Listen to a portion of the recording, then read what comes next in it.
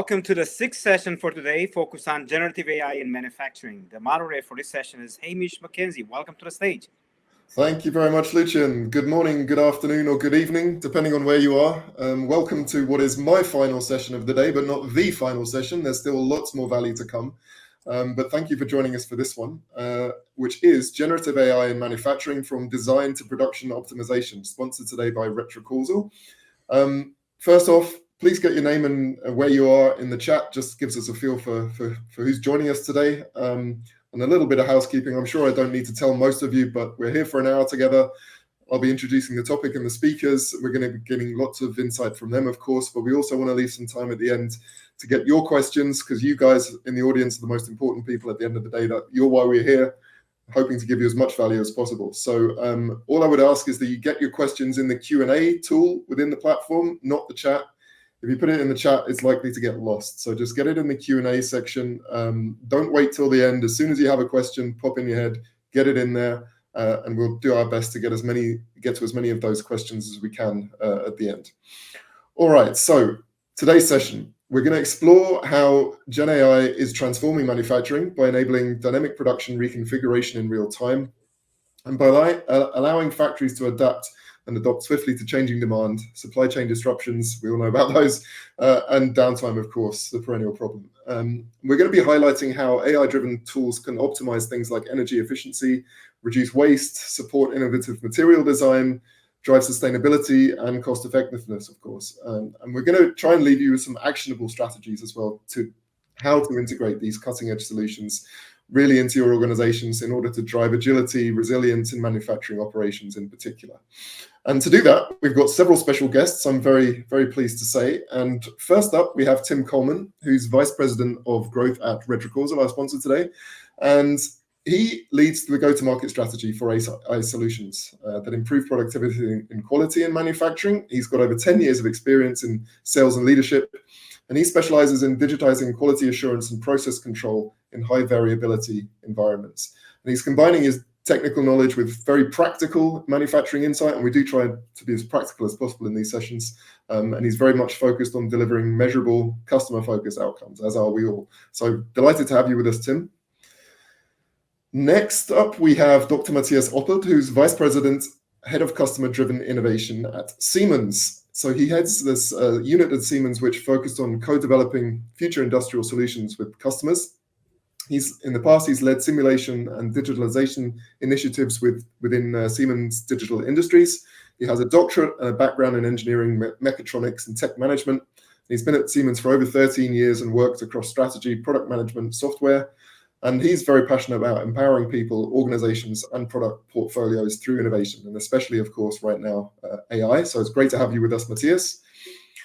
Next up, we have Shiv Trizal, who's Global Manufacturing, Transportation, and Energy GTM at Databricks. And he drives global adoption of Databricks in manufacturing, energy, and transportation sectors, leads development of industry solutions, partnerships, and go-to-market programs, and is very experienced in delivering data and AI-led transformation at EY, among other organizations. He advises senior executives on their AI strategies. And on top of his engineering degree, he also has an MBA from Wharton. Thank you very much for joining us, Shiv. And finally, least important person in the room, that's definitely me. My name is Hamish McKenzie. I'm a former IDC analyst. I've been running my consulting business here in Munich, Germany since 2006, helping industrial manufacturers and software companies with various aspects of their go-to-market strategy. And of course, increasingly, that also means helping them integrate AI into their operations as well, right across sales, HR, marketing, or engineering, of course, as well. If you'd like to find out more about me, please look me up on LinkedIn. I'm the only Hamish in Munich, as far as I know, so it shouldn't be too difficult to find me. Quick reminder, get your questions in the Q&A tool, not in the chat. And with that, we want to now really get into the weeds and get into the discussion. Just to kick us off, though, we're going to have a poll question to start off, just to give us an understanding about how you guys in the audience currently approach process optimization within your organization. So Paul, could you bring up the question? Fantastic. Okay. I'm just going to give you 10, 20 seconds to get your answers in there. And that will give us a nice context to start off the discussion. All right. So Paul, do you want to bring up the results we have so far? So we have either not many people have answered, or it's going to take a while for the answers to come in, because right now we have 100% AI-powered solutions, which I think is probably slightly unrealistic, but never mind. Let's get into the discussion. I want to start with you, Matthias. What would you say are the basic, the essential requirements for generative AI within the manufacturing space at the moment? So thanks, first of all, for having me, and it's a pleasure to be here and to share a little bit of insights on that topic, which I would guess is a lot of our minds. Everybody is talking about ChatGPT, about generative AI, large language models, generative AI, and it all of a sudden it solves all the problems we could ever imagine. So there's only one solution for solving everything. Fortunately, in industry, if we look at manufacturing space, industrial operations, and so on, we have a little bit of harder requirements than just going to ChatGPT and hoping for the right answer. So that we really need to have certain reliability in whatever is provided back by that tool. We need to have a certain kind of trust in the results. So just making up an answer and always having an answer like ChatGPT is great, but it needs to be the right answer in industry that people can trust and really follow through on making that kind of decision. And we call that industrial grade AI. So it's not a specific general purpose AI, it needs to be industrial grade, that we really have something hardened for industry. The same as with the products, the automation products we sell, it's not a standard, even though you could use a standard PC, but maybe that PC at 70 degrees surrounding temperatures or minus 30 would also, to a certain extent, not last very long. So there's also industrial grade. And the other thing, besides industrial grade, is for me also that it speaks the lingo of industry and manufacturing. So what do I mean if a large language model, it's a language model. It speaks perfect English, German, Spanish, whatever. It translates and it speaks even all the kind of crazy dialects we have in all the languages, which is great. And it's good to operate on that level. But if we just recall, and I probably guess we also have a lot of engineering backgrounds here, what is the language of an engineer? The language of an engineer usually is some kind of a drawing. And that drawing is not a painting as ChatGPT would maybe interpret it and saying, oh, what would the artist like to express with that painting? No, it's really a technical drawing with tolerances, with a lot of, you can read it, it's your kind of language. Mm-hmm. And this is something you need to have the AI, the general Gen AI, to be able to speak. So be able to speak the language of engineering, the language of operations, and that reliable, trustworthy, and also be able to basically understand what was the reasoning behind it and explainable, so to say. So that's what I think are very much the requirements when we come into the industrial space. It needs to speak our language and it needs to be trustworthy and reliable. Okay, fantastic. Thank you very much for kicking us off with that, Matthias. So Tim, let's kind of take it a step further then in terms of real implementation. So how, from your perspective, can generative AI help bridge the gap between, for example, continuous improvement initiatives and actual implementation on the shop floor? Perfect. Thanks, Hamish. So I think the first thing we have to do is look at how are continuous improvement initiatives conducted right now. Mm-hmm. First, someone goes to a line, they observe a process, they collect data, typically manually, they analyze that data, and then they create a recommendation off that. So you get different results the way the data is collected, and different results the way the engineer making those recommendations. So if you had a co-op student with a year's worth of experience, you're going to get different recommendations than someone with 20 years of experience. So there's a couple of issues there. It's a small subset of data, and then obviously the engineer knowledge. So first, AI can allow you to record. You can use a VLM, a video language model, so similar to a large language model, but to understand video, to automatically get all of your process data. So you can do your time studies, your spaghetti diagrams, your from-to charts. All of that can be automatically collected in minutes, which used to take days, weeks, hours previously. The next thing is AI can make recommendations. For example, we can make prescriptive recommendations. So one of our customers was doing a process, and they were moving a heavy part, putting it in a fixture, and then assembling it.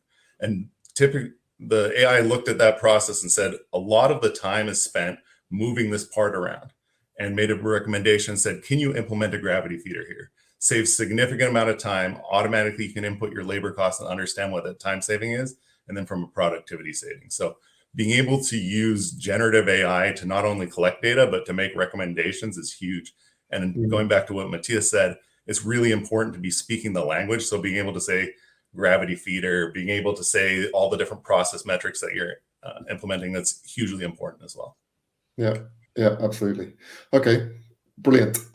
Shiv, LLMs and generative AI are horizontal technologies. So what considerations do manufacturing companies need to have in mind in order to adapt them and adopt them, within their businesses specifically?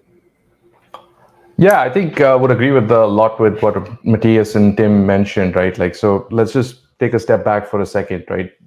All these foundational models are fundamentally trained on the vast data that is on the internet. And as has been evidenced, the improvements in these models are starting to slow down, right? So the 3.5 becomes a 3.7, not a 4.0, 4.5, there's not major improvements coming in, and because the world is running out of data. And fundamentally, my belief in this is, at the end of the day, the most valuable data in the world is actually sitting behind firewalls inside of organizations. Now that could be in text, it could be in sensors, it could be in technical manuals, it could be in 3D models of your products and other schematics that you may have. And the problem with that is that is not a big data set, right? To Matthias's point, that is a very small data set. So what you have to do is you have to take, when you're building AI systems that are truly important to your decisions, regardless of the kind of decision that you're making, whether it's around your production or something in the enterprise that's more strategic, more cross-site, cross-plant sort of implementation and decision making, you have to figure out how do you extract value from small data sets at scale. So you take the models that you have, but then be able to shape them in a way that you can actually optimize them for these smaller data sets. And that's where Databricks has been focused on quite a bit, which is, this has been our belief for a while now, to say, hey, if AI is going to be successful at enterprise, you have to solve for a problem which is not about taking generic intelligence, but how to build domain-specific intelligence at scale. And that's what we help companies focus on. And we do that through a mix of different technology investments that we've made in R&D, which are very unique to Databricks, which is, how do you make sure that you can, one, analyze and implement these models with security and governance on your data privately, because this data is super important to your alpha, your intellectual and competitive advantage. And also, there are some specific techniques that you have to actually put in place for you to be able to extract and build AI systems out of this data, which is, how do you create synthetic data? How do you do in-context learning? How do you actually make sure that when you're working with this, we all know there's going to be a human in the loop for the foreseeable future, but the human in the loop doesn't have unlimited hours to help you train your AI system. They actually have a job to do. So we've actually used those techniques to be able to bring to customers the ability to actually not just extract intelligence from the data, but also train AI systems for decision making on these small but highly valuable data sets. Okay, fantastic. Thank you for that.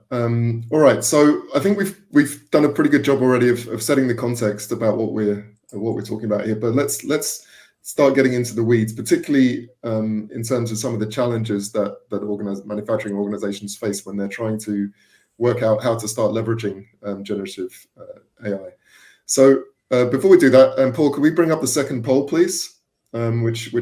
So we find out from you, the audience, what you see as your biggest challenges in manufacturing. Here we go. So is it labor? Is it increasing complexity? Is it the difficulty of integrating new technologies like AI, while all the time obviously being pressured to increase productivity and quality?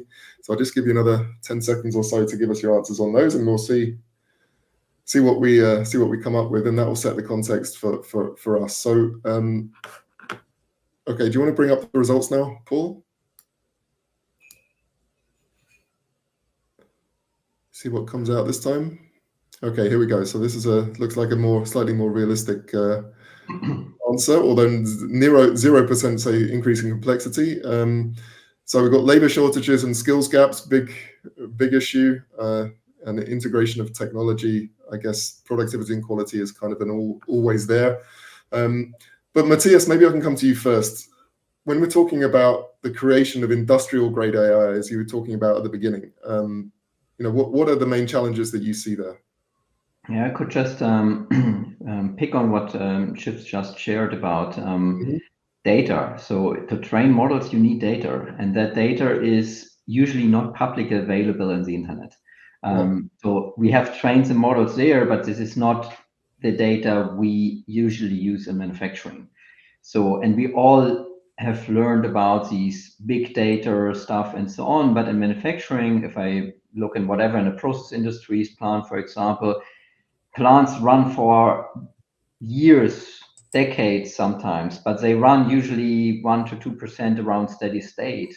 So you have tons of data, but that data doesn't show you anything about what is basically the whole range of operations of your plant.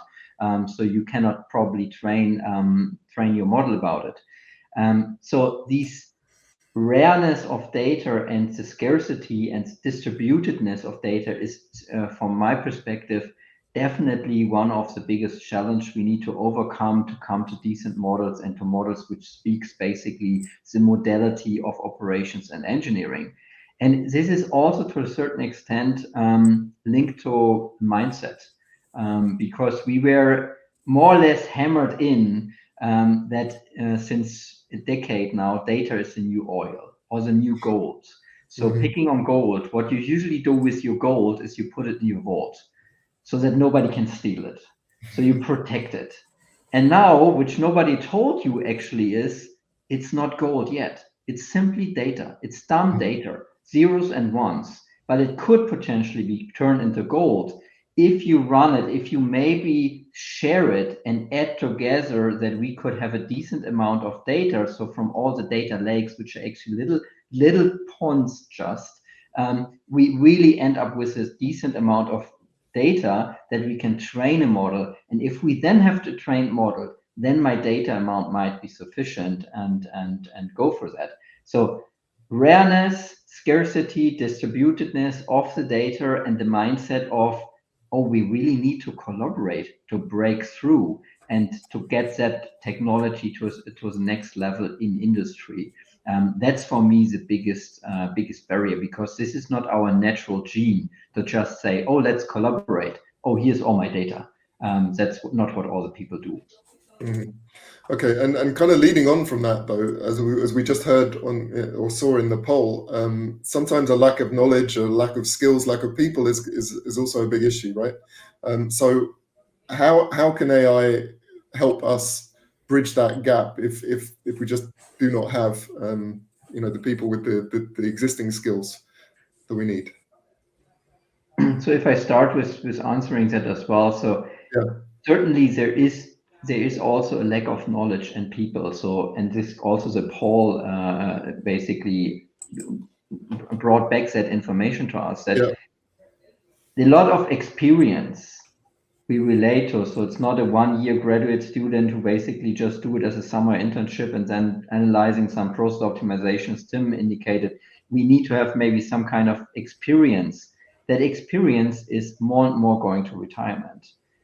So there's also knowledge leaving a lot of companies, which we need to somehow try to preserve. And these people not necessarily have the knowledge about the newest and greatest technologies. And we are hyping it's moving very, very fast, and we are creating new kind of job profiles. You need to, now you need to have prompt engineers and so on. I would bet you don't really need to have that new kind of skills. If you ever had a working student, you are able to prompt, because you need to give indications to a student what to do. You can give it to an AI as well. So therefore, we don't need to overhype it, overcomplicate it, demystify it, and let people exposed to that kind of new technology and lower that hurdle. Yeah, no, absolutely. And I think it's interesting that interesting challenge you bring up in terms of people leaving the workforce and how do you make sure that their knowledge doesn't kind of disappear with them. Oftentimes it means, especially like the classic example in the banking industry, all the people, the banking industry still runs, the back end software is still from the 1960s, and all the people who know how it works left, and then they all started getting hired back as on much more money than they ever earned within the banks themselves, because they're the only people who could actually tell everyone how to fix stuff. All right, let's stick with the people topic for a minute, because I think sometimes when we all get obsessed with the tech and we forget or the people aspect sometimes doesn't get the attention it deserves. So Shiv, I wanted to ask you, in terms of leadership, when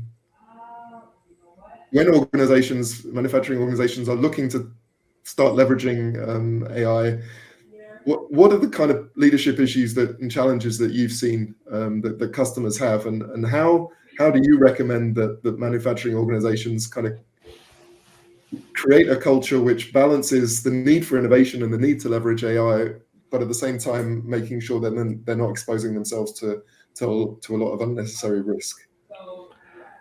Yeah, this is a question I think about quite a lot, and it comes up a lot in our customer conversations too. I mean, at this point, I don't need to convince customers of the value of AI, right? I don't think that's the issue anymore. They get it. They see the value. They'll figure out the use cases. We'll work with them to figure out what those are, prioritize them, go deliver them. So the tech part is understood. To an extent, technical talent is required to make these things happen still. They're not like out of the box native stuff, even though there are companies that promise that. We all know that doesn't happen. But I think there's a people and process journey that is super important here. And to me, that starts with literacy. I think the challenge with data literacy is, I think, the biggest problem that leaders have to overcome if this is to be successful. I know it's a little bit of a softer point, and we're all technologists here, but it's super critical from an adoption standpoint. So I'll give you an example, right? We talked about knowledge leaving the organizations. I was at a plant tour in Indiana last week, and the amount of people I saw and versus on the shop floor versus the amount of people I was expecting to see. And they were basically manufacturing, automotive grade glass, right? That's what they do. And I was like, wait, there's like no people here. And it's like, oh my God, like it suddenly hits you like how much automation has taken place in these plants and these. So it's absolutely awesome. But I do want to make a distinction in between automation and AI, right? So automation is super highly straightforward, repeatable processes that do not depend on sophisticated data analysis or analytics to be performed. AI, by contrast, is much more cognitive, depends on extracting insights from data to support that decision that you're trying to make in unique situations, right? So every decision that you're making, some of them are highly repeatable, some of them are not, and that's where AI is typically very important. So I think the literacy journey is super critical. I think a unique class of leaders need to be developed in the coming years, where they understand the benefits and also the limitations of some of these methods, starting with, in my opinion, the most important class you can take in the age of generative AI is statistics. If you don't understand statistics, you're dead to rights. And we've actually worked with customers, and Dow Chemicals is a great example of a customer that's actually leading on from the front in this, which is to improve the literacy of the entire organizations, all the managers, all the directors, and up and below, trying to understand, okay, how does AI impact the everyday decisions that I'm making, and how do I make the distinction between automation and AI? And I think this is going to be absolutely critical. Technology is super important, but if we don't run this literacy journey that organizations have to go through, in my opinion, we're not going anywhere. So super critical to get that right. Okay, fantastic. Thank you very much for that. So we're gonna continue with Tim in a second, continue to talk about the human aspect, but start thinking about, okay, how do these two, how does AI work with people, and how can that relationship become more collaborative in the future, and therefore ideally more productive. We just want to bring up our last poll question before I come to Tim. So here it is. What is your biggest concern about adopting AI in manufacturing? Cost, worker resistance? I spoke in my last session a lot about how to improve user adoption, privacy, lack of expertise again, and uncertainty about the ROI, which is still, I think it's fair to say, still a big topic, not just in manufacturing but everywhere. All right, Paul, do you want to bring up the results and see what people are saying? Oh, we got another one for 100% with privacy and data concerns. So I'm not sure if there's a problem with the poll there, but I think it's a very valid concern, obviously. But I'm sure there are a few others which are equally valid. All right, so let's come on to Tim. Tim, tell us about the potential for generative AI to reduce variability and human error in some of these complex assembly tasks that obviously take place in manufacturing environments, even if there are a lot fewer people than there used to be. And you know, in some areas it is about replacement, but there's also a lot of scope for helping the people that are still in the factory, you know, to reduce error rates and improve consistency and quality and stuff like that. So tell us a little bit about that. Perfect, thank you. So Shiv brought up a great point. A lot of the simple tasks are being automated out. So what we're asking people to do now are the non-repetitive, highly variable, highly difficult tasks. So that leads to more errors or more potential for errors in the manufacturing space. So the way to combat this is by de-skilling or skilling down the task. So the easiest way to think about it is if I asked you to assemble a piece of IKEA furniture and just gave you the furniture. Don't ask me that. Yeah, you'd struggle. But if I asked you, just insert this one bolt, you'd be able to do that. I could manage that, Yeah. So that's exactly what we're trying to do in the manufacturing space, is de-skilling the task so that operators can perform them. So say if you have a 20 task operation, what we do is we record it. We use generative AI to analyze it so we understand what the process is supposed to be, and real time look at every task that the operator does, give them guidance through it. So if they're supposed to pick up 2 bolts from this bin, shine a light on that bin and say, pick up 2 bolts. Then go shine a light on the 2 places they're supposed to install those bolts. If they only installed 1 of the 2 bolts, give them real-time feedback saying, hey, you missed this second one, go take a look at that. Go install that, go correct it so that good product leaves here. And in one example that we've worked with a customer for this is a large med device customer. They were doing a very complex task under a microscope. So someone was sitting there doing a very detailed task, and they had a 30% scrap rate on a $1,200 product. They were able to implement a system like this, giving the operators feedback, and they reduced that scrap rate by 60%, saved them millions of dollars in the process.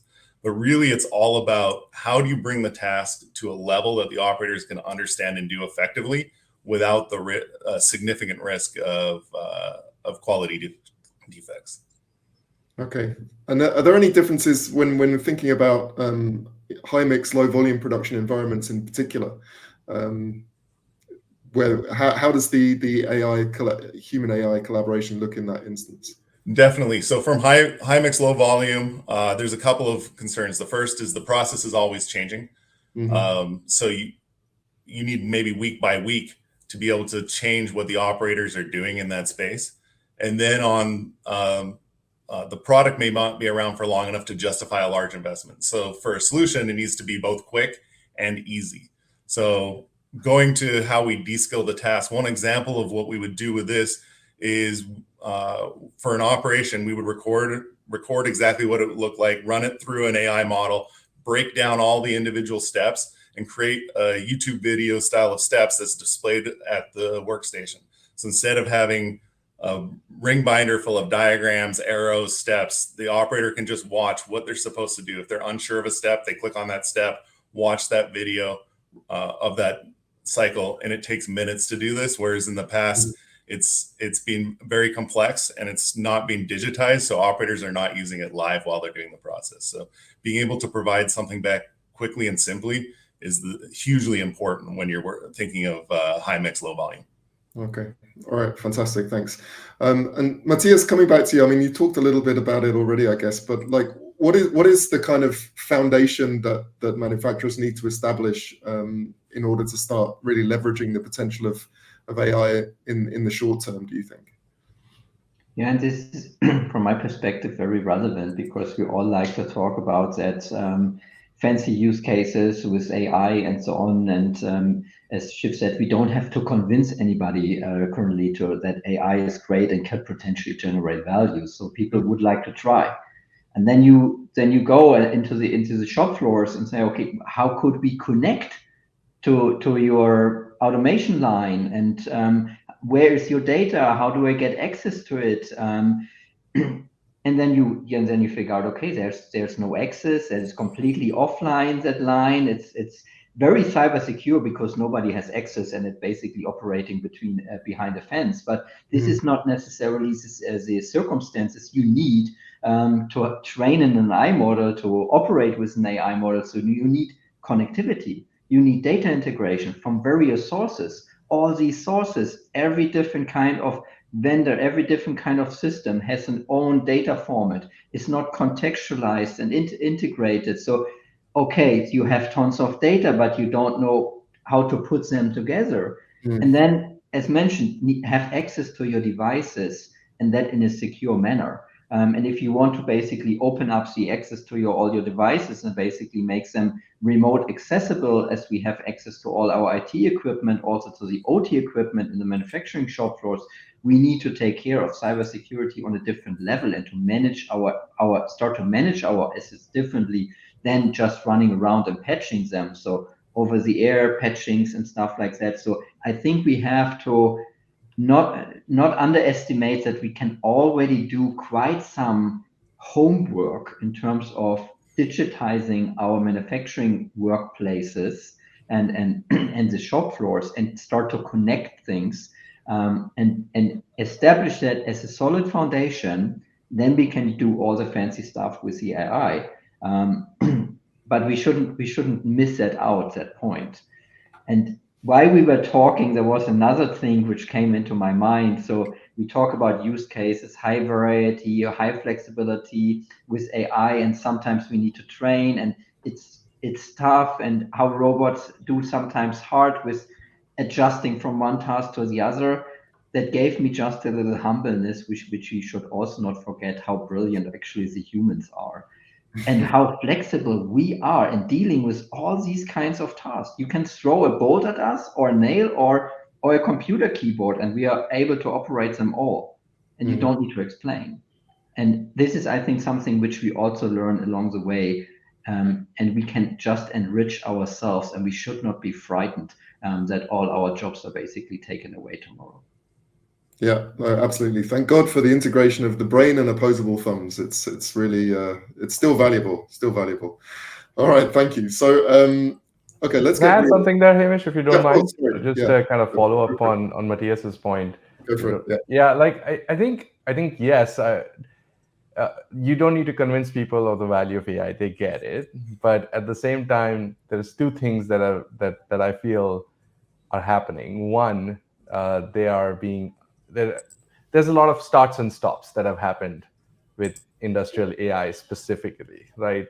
Like, you could chalk it up to many different reasons, right? Like, there all AI projects in industrial domain were kind of built out first with point-to-point integrations or legacy databases, and God knows we have too many proprietary formats in this industry. So I'll leave it at that. You all know what I'm talking about. And then there is this big risk that people are seeing with AI system development, which is they're black box. They cannot be explained.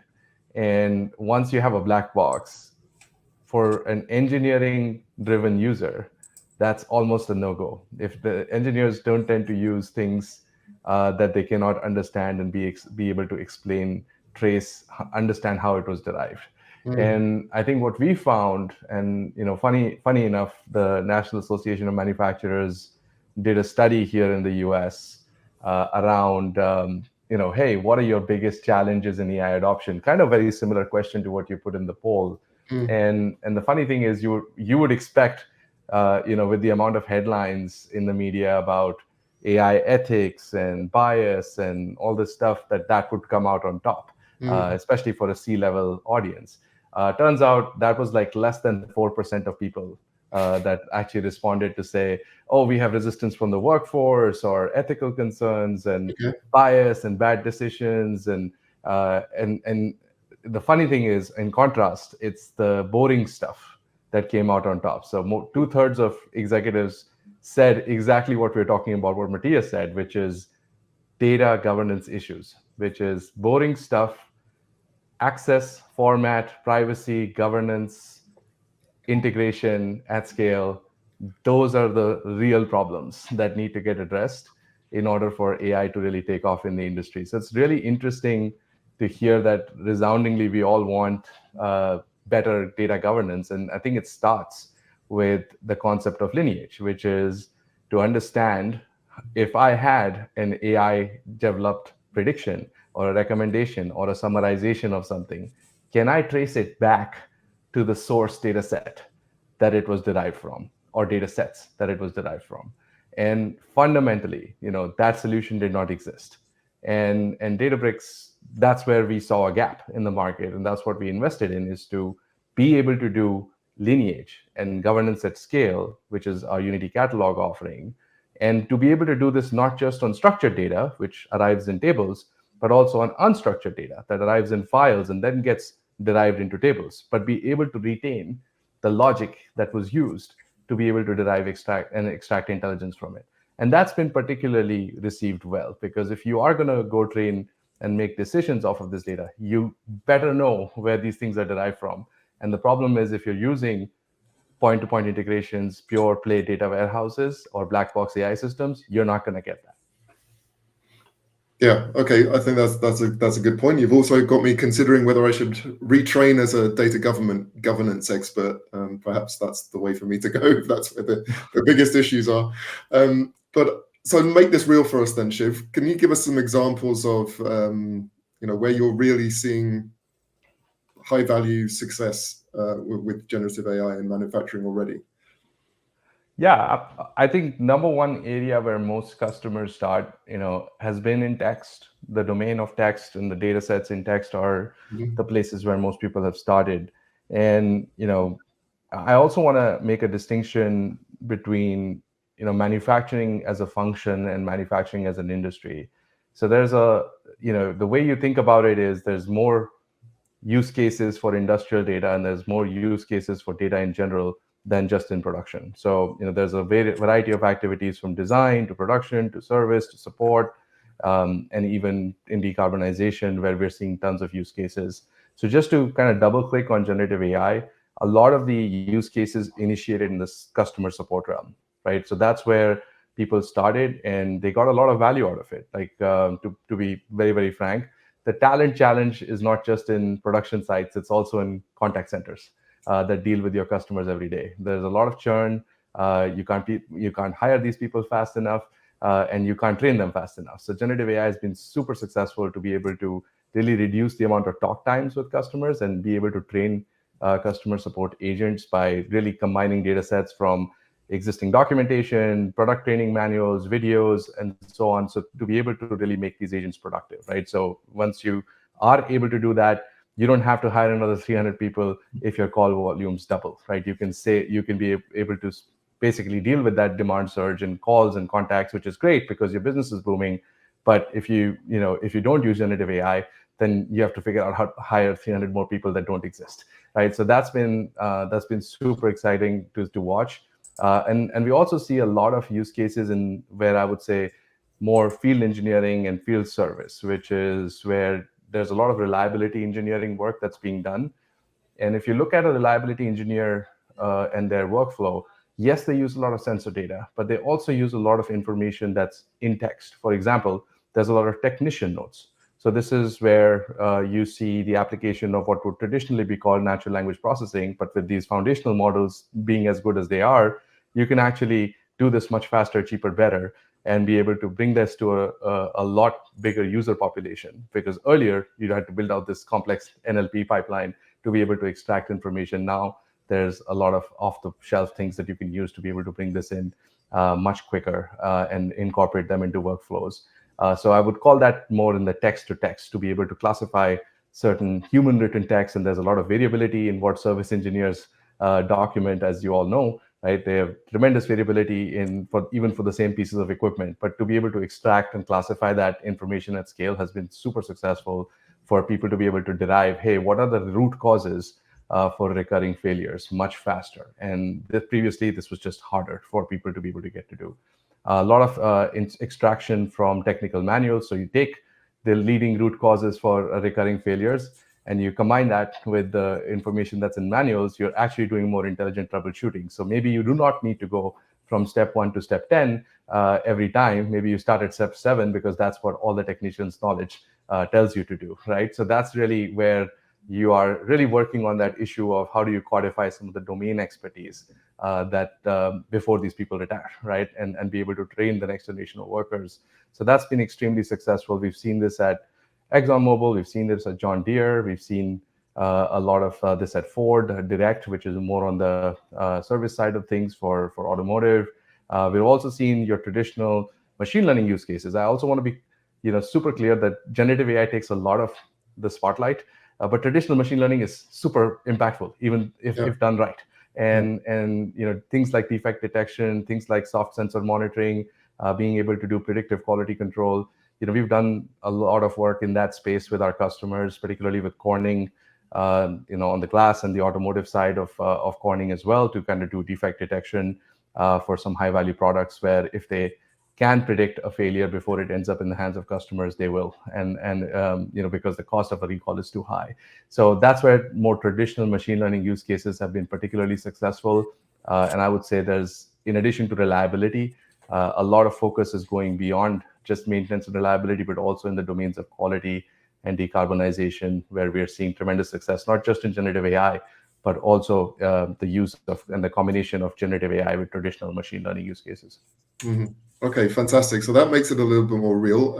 We are getting a bit tight for time, and I want to, before we get to the questions, I want to ask you all to get your crystal balls out and talk about the future. But just very briefly, if you can, Shiv, a lot of demand for AI solutions is now coming from the business side, and that puts the data and AI leaders in more of a spotlight than they may have been in the past, perhaps. And obviously it requires that they're much more aligned than perhaps is often the case. So how are you seeing, or what are some strategies that companies can implement to make sure that alignment happens and to make sure that the business value gets delivered as quickly as possible?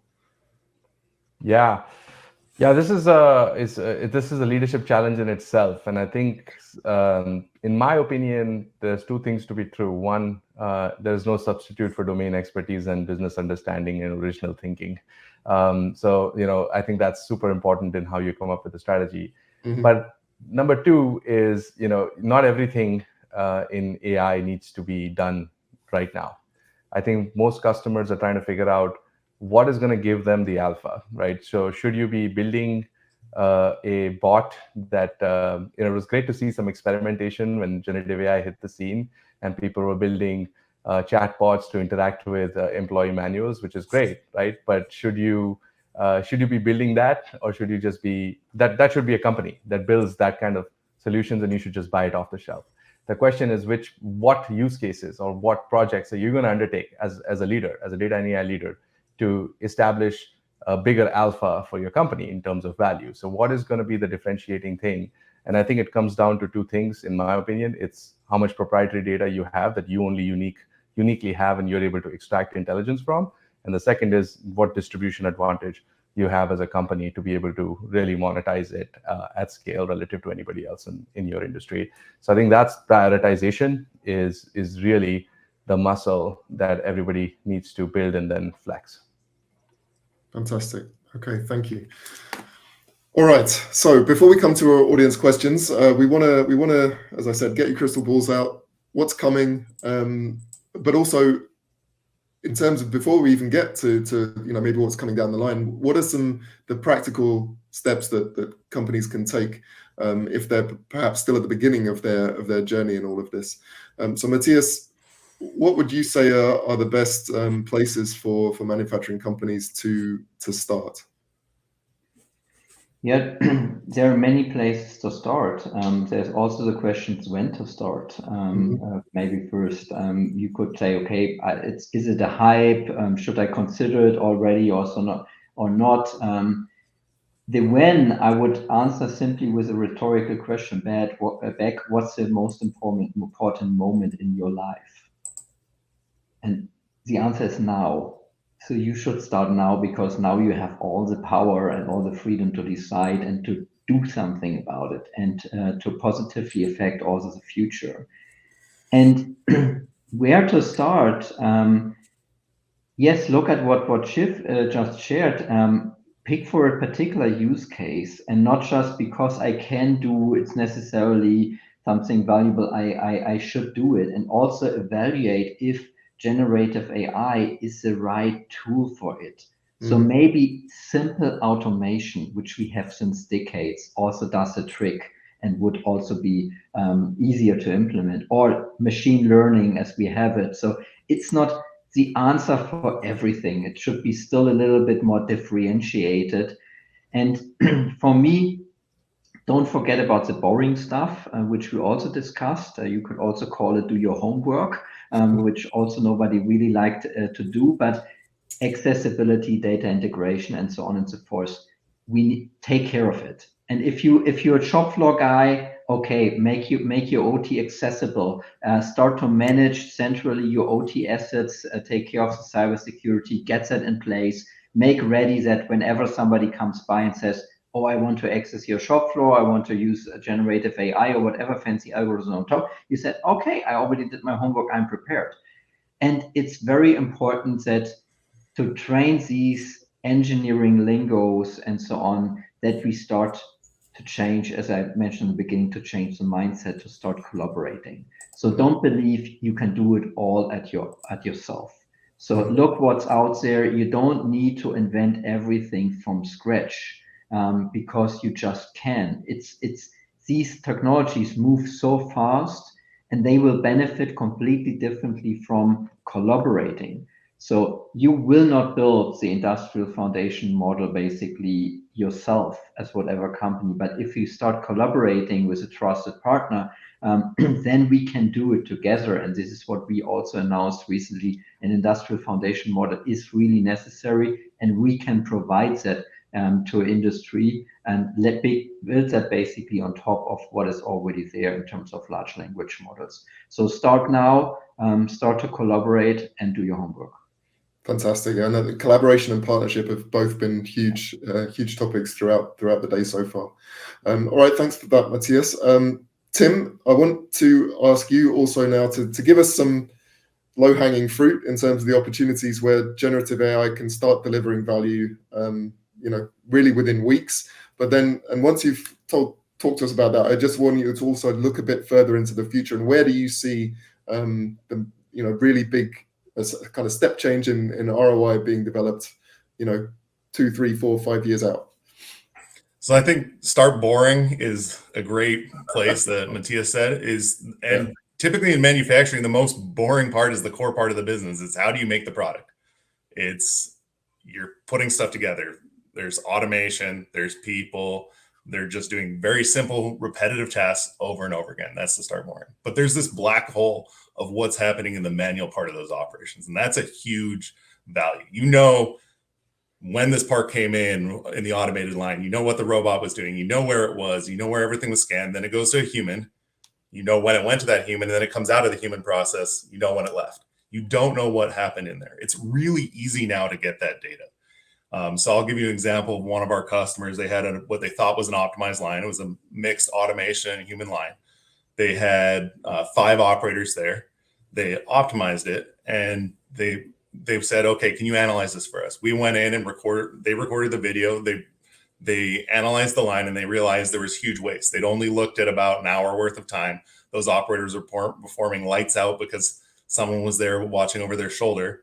So they realized that operators were working ahead, not following standard procedure. Material wasn't there in their optimized line. They rebalanced, rearranged the line based on that data, and they were able to get 5% operational improvement, which was hundreds of thousands of dollars. So there's really that space talking about data scarcity. There's no data in that space. And it's really easy to get that data now and be able to use it and analyze it. I say to my team, if you can't get a video from a customer and get actionable data within 24 hours, it's not the right customer to be working within for manual operations. And that's the key thing for us.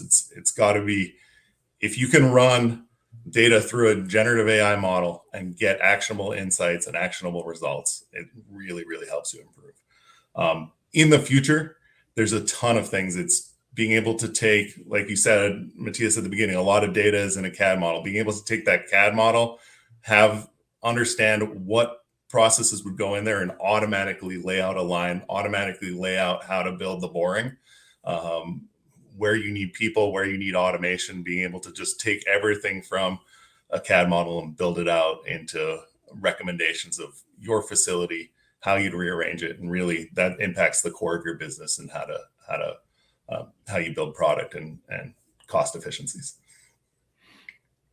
Fantastic. All right, thank you. And so this kind of segueing into that, and a question we've also had about the future. So looking 5 to 10 years out, this is from Garth Conrad. What do you envision as the most transformative impact of generative AI on the manufacturing industry? Shiv, what are your thoughts about that? The one big impact that you think is going to outshine everything else? I think the biggest impact is going to be a product that is developed using AI technology, that ideas that were previously impossible to be tested in the real world and then be able to brought to market by complete virtual testing and be able to make engineers more productive, not to take 10 years to build a product, but to get it out the door in as fast as possible, obviously not compromising on safety. But I think that's going to be the next big unlock for the industry. And I think we are still ways away from it. And I think that's where we see, even in pharmaceuticals, now we're starting to see how the industry is thinking about creating new drugs, new cures that were physically just not possible to be done in the past in the way that they're being done with AI. I think that's going to be the unlock for big impact that's going to be done inside of the industry. Okay, thank you. Matthias, you got any thoughts about the biggest transformative impact that Gen AI is going to bring in manufacturing? Our more general answer would be a step change in productivity, which it will bring, and it will also help to basically overcome the challenges with the labor shortage, which we will all face in the developed countries. So very pragmatic, real world problems, it's going to help us to basically sustain this. Okay, thank you. Tim, any additional thoughts to what you already mentioned before? Yeah, I agree with these two. It's how do you optimize what we're doing? How do you look at your resources? So you're looking at the automated aspect, the human aspect, the yet to be developed technology aspect, building all of those together and really saying, here's how the resources we have, because resources are becoming more and more limited. And how do we optimize for that? Fantastic. Okay, thank you. Another question here, topic I haven't touched upon, or I haven't at least at all today, from Enrique. He's asking about digital twins. So how effective do you think digital twins can be at trialing process optimization and bolstering reliability? And do you think that digital twins are going to be a big part of the manufacturing future alongside AI over the next 5 to 10 years? Who would like to take that first? I could start because that's a topic very close to my heart, and it could be with doing simulations for, I think, over 17 years now. So we even say that's before we called it digital twins. So I'm a very strong believer that digital twins, simulation technology, and however you use it now also with generative AI technology, predicting certain things which could be happen in future in product design and so on and so forth, also manufacturing, will help tremendously. And I believe that these data-driven statistical models and the physical models where I have equations basically I solve and so on, if I blend that together, that can be really a game-changing moment, because there are certain things which I currently today cannot well describe in a mathematical equation. But I potentially have real-world data, so I could model that in a more black box and combine it with that white box equation-based models. And then really, for me, the digital twin it goes beyond what we discussed, CAD files and so on, which is representing just the shell of also comparing it to a human. But you want to interact with a human. So you need to have a nervous system, a brain, and so on and so forth. And this is where basically blood and veins, this is what the digital twin makes actually a model alive. And you can start to interact with that and really try to explore and then avoid building any kind of crap in the real world. So it's also very sustainable, and doing it right from the very beginning by leveraging these digital twins. And if you have digital production lines, you could even think how you would combine these certain things together. Where do I place an order best and stuff like that. This will be very, very helpful from my perspective to bring that to the next level, maybe even to the industrial metaverse. And that is, from my perspective, very, very cool topic. We can have another session on. Yeah, absolutely. Shiv and Tim, any last thoughts on that topic? Yeah, I'll just kind of give you my. I typically don't love the word digital twins because it's kind of become a marketing buzzword which means nothing, unfortunately. But it's out there in the industry, so I'll respect it. To me, it's very simple, right? At the end of the day, it's the digital twin is only as good as the accuracy, completeness, and timeliness of the data you give it, and the quality of decisions you make off of it. You can have the most elegant digital twin in the world, but if nobody uses it and the data is crap, nobody's going to adopt it. So, so if you focus on those things, I think you'll get the value unlock that you're looking for. Fantastic. So do your homework there as well. All three of our companies are based on the premise of have great data, be able to analyze that data, get great results. In the end, that's what digital twins are doing, but specifically for a manufacturing environment or any environment in that instance. But getting that data is extremely important, and then have access to it in a way that you can use it effectively is extremely important as well. So once that catches up with the ability to analyze it, then the sky's the limit at that point. Fantastic. All right. And I think that's a great point at which to close, because we are unfortunately out of time. Anybody who hasn't had your question answered, we will get back to you after the event. So you will get your question answered. Apologies that we weren't able to get to it live. So it just remains for me to thank our panelists. Thank you very much for joining us. Fantastic insights as usual. Thanks again, particularly to our sponsor, Retrocausal. Without sponsors, we wouldn't be holding these events at all. So we are obviously extremely appreciative of your support. And thanks, of course, to our attendees as well. You are what makes the event after all. So I'm done for the day. I'm off to have a beer, but the event is not over. And it's now time to move to today's next session, which is From the Concrete to the Carpet, Assessing and Navigating OT Risk, sponsored today by Fortinet. So enjoy that one. And if I don't see you again today, then enjoy the rest of your day, enjoy the event, and I'll see you next time. Thank you.